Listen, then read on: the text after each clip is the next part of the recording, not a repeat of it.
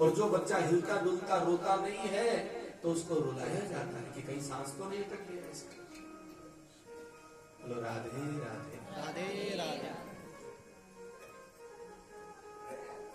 ब्राह्मण कुंडली देखते हैं, पार्थ प्रजापिता साक्षात् विश्वाकुरिव मानवः ब्रह्मण्य सत्य संदस्य रामो दाशरथिर्यथा। परीक्षित जी के जन्म की कुंडली इतनी अद्भुत थी, सारे गुण ही गुण थे। ये साक्षात इक्ष्वाकु की तरह प्रजापालक होंगे और सत्यव्रत राजा हरिश्चंद्र की तरह होंगे। आचरण में, मर्यादाओं के पालन में रामो दाशरथिर यथा, दशरथ पुत्र राम की तरह मर्यादा वान होंगे। शिवी की तरह दाता शरणागत रक्षस होंगे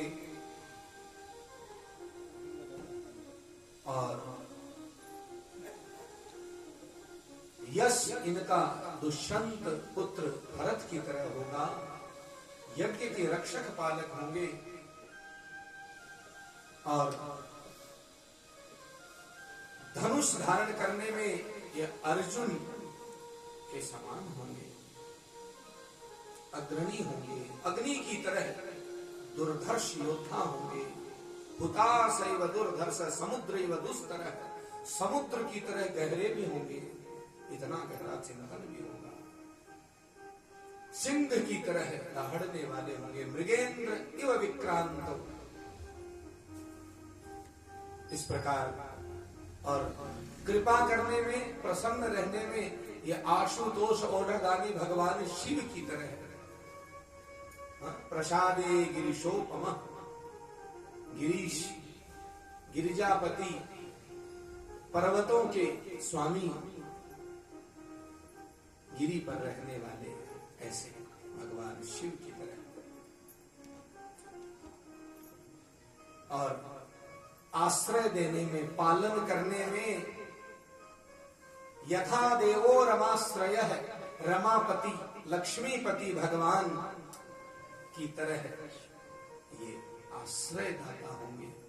भगवान देवताओं के लिए वामन बन के आगे कभी क्या बनकर आ जाते हैं, तो ऐसे इतने गुण बता दिए। बलि की तरह ये धैर्यशाली भी होंगे।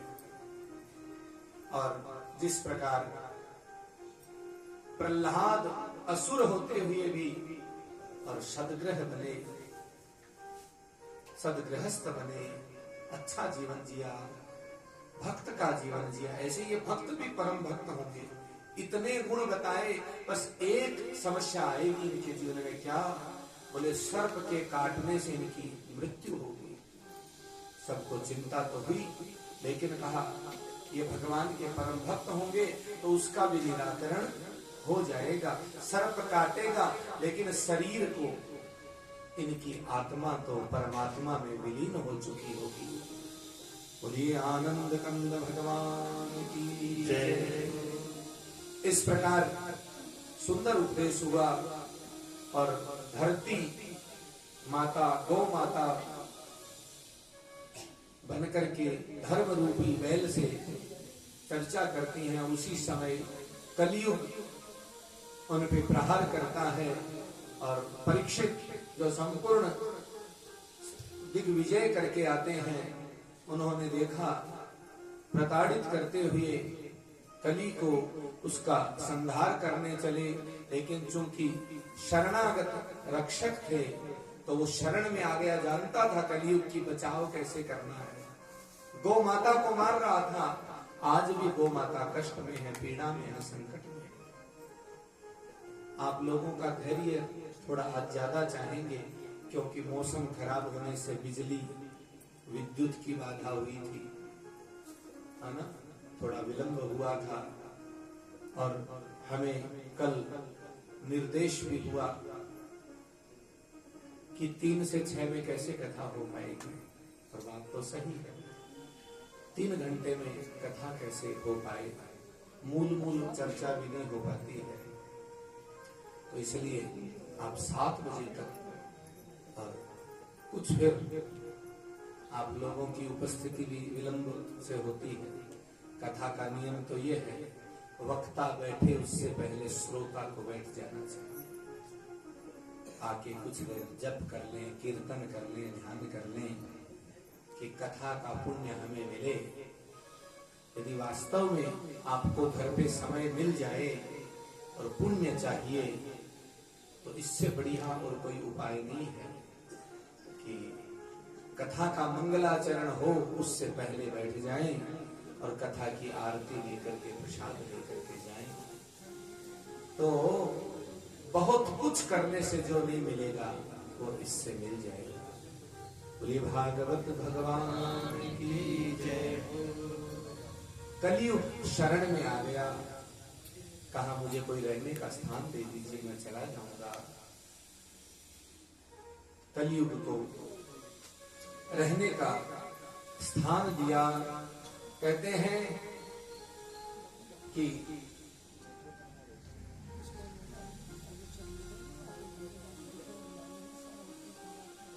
अभ्यर्थितस्तदा तस्मै स्थानानि कलये ददौ द्यूतं पानं स्त्रियः सूना यत्र धर्मश्चतुर्विधः।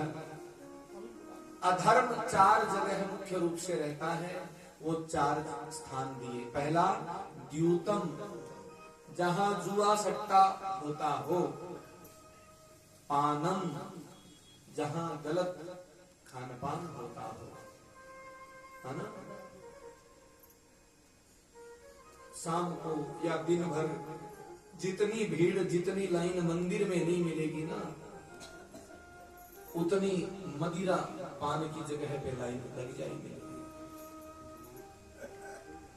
तो उसके लिए कितनी व्याकुलता रहती है कि नहीं पीऊं तो जिया नहीं जाए, और ये नाम रस नहीं पीऊं तो नहीं जिया जाए। इतना यदि कोई समझ जाए तो कल्याण है। तीसरा स्त्रिय है, जहां अपवित्र स्त्रियां रहती हैं, वेश्यावृत्ति जहां चलती हो। और चौथा हिंसा, जहां गलत रूप से ताड़ना की जाती है, चाहे वो कोई किसी की भी करे, वो कलयुग हावी है। चाहे पति पत्नी का ताड़न करे, चाहे कोई पड़ोसी पड़ोसी को सताए, चाहे कोई राजा प्रजा को सताए, आज यही हो रहा है। जिसकी लाठी उसकी भैंस, जिसका जब जोर चलता है वो अपने से नीचे वालों को दबाता है। अच्छा, वाणी से भी ताड़ना होती है।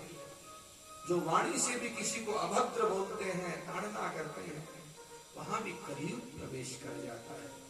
इसलिए प्रयास करें, आंखों में दुर्भावना ना हो, वाणी में अपशब्द ना हो, कानों से गलत सुने नहीं।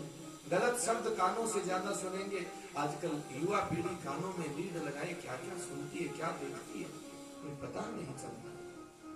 इतनी स्वच्छंदता होगी, ये कलयुग का प्रवेश है। इसलिए हो सकता है आपको कथा विस्तार से इतने अवतारों की लीलाएं न सुना पाए, लेकिन इतनी बात समझ लें कि कलयुग का प्रवेश रोकना है तो अपनी गलत प्रवृत्तियों को, गलत आदतों को रोकना होगा। इसीलिए कवि ने बड़ा सुंदर एक लाइन में समझाया कि मन की तरंग मान लो तो बस हो गया भजन, आदत बुरी सुधार लो तो बस हो गया भजन। मन की तरंग मान लो तो बस हो गया भजन, आदत बुरी सुधार लो तो बस हो गया भजन।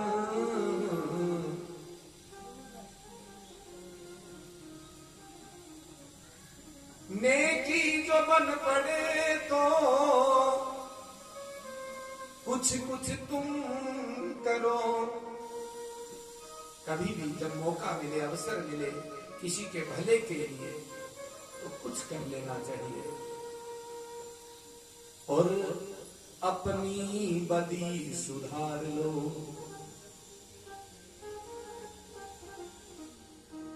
औरों की बदी विसार लो, तो बस हो गया बदन, और मन की तरंग मार लो। अपने मन को जिसने रोक लिया, थाम लिया। भजन, एक संत से पूछा कि भजन